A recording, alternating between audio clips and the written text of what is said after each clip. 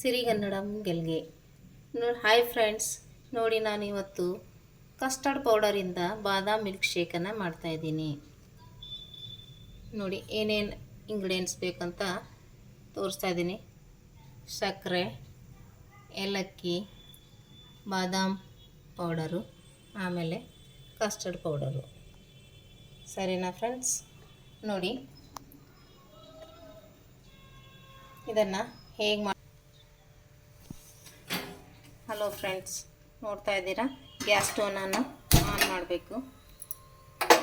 ನಾನು ಒಂದು ಪಾತ್ರೆಯಲ್ಲಿ ಹಾಲನ್ನು ತೆಗೆದುಕೊಂಡಿದ್ದೀನಿ, ಒಂದು ಅರ್ಧ ಲೀಟ್ರು. ಮೊದಲು ಹಾಲನ್ನು ಸ್ಲೋ ಫ್ಲೇಮಲ್ಲಿ ಕಾಸ್ಕೊಂಡ್ಬಿಡಿ.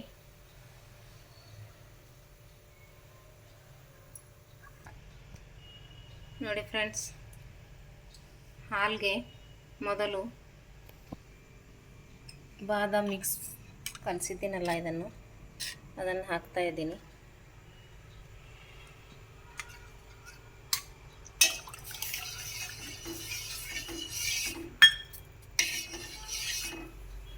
ನಂತರ ಕಸ್ಟರ್ಡ್ ಪೌಡ್ರನ್ನು ಹಾಕ್ತಾ ಇದ್ದೀನಿ.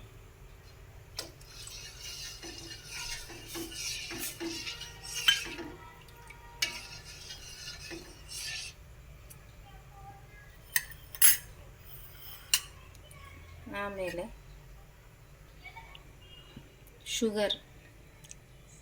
ಸಕ್ಕರೆನ ಹಾಕ್ತಾಯಿದ್ದೀನಿ, ಒಂದು 4 ಸ್ಪೂನ್ ಅಷ್ಟು, 4 ಸ್ಪೂನ್ ಸಕ್ಕರೆ. ಇದನ್ನು ಒಟ್ಟಿಗೆ ಎಲ್ಲ ಕಲಿಸ್ಬೇಕು. ಹಾಲು ಕುದೀತಾ ಇದೆ, ನೋಡ್ತಾ ಇದ್ದೀರಾ? ಬಾದಾಮ್ ಮಿಲ್ಕ್ ಶೇಕನ್ನು ಮಾಡುವ ವಿಧಾನ.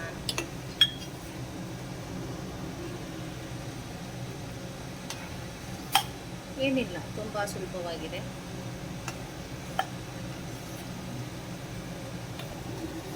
ನೋಡಿ ಫ್ರೆಂಡ್ಸ್, ಕುದಿ ಬರ್ತಾ ಇದೆ ಇವಾಗ,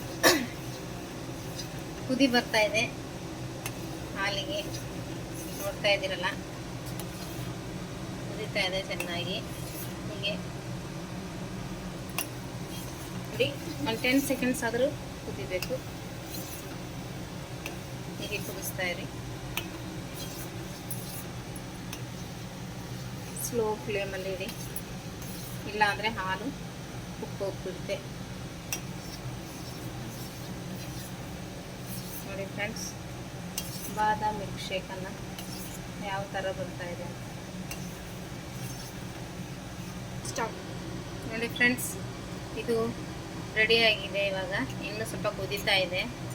ಇದಕ್ಕೆ ಕೊನೆಗೆ ಒಂದು ಏಲಕ್ಕಿಯನ್ನು ಸೇರಿಸ್ತಾ ಇದ್ದೀನಿ, ಏಕೆಂದರೆ ಸ್ವಲ್ಪ ಸುವಾಸನೆಗೋಸ್ಕರ. ನೋಡಿ ಫ್ರೆಂಡ್ಸ್, ಇದಕ್ಕೆ ಏಲಕ್ಕಿಯನ್ನು ಬೆರೆಸ್ತಾ ಇದ್ದೀನಿ ಕೊನೆಗೆ.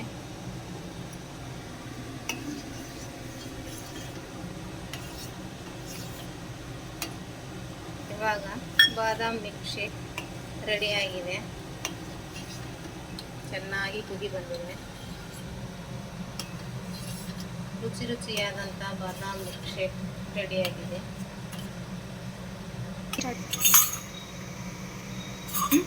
ರೆಡಿನಾ?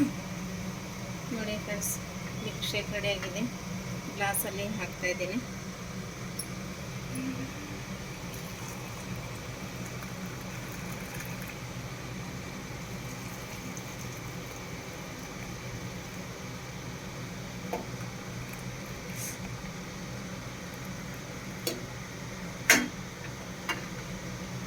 ಇವಾಗ ರುಚಿಯಾದಂಥ ಬಾದಾಮ್ ಮಿಲ್ಕ್ ಶೇಕ್ ರೆಡಿಯಾಗಿದೆ.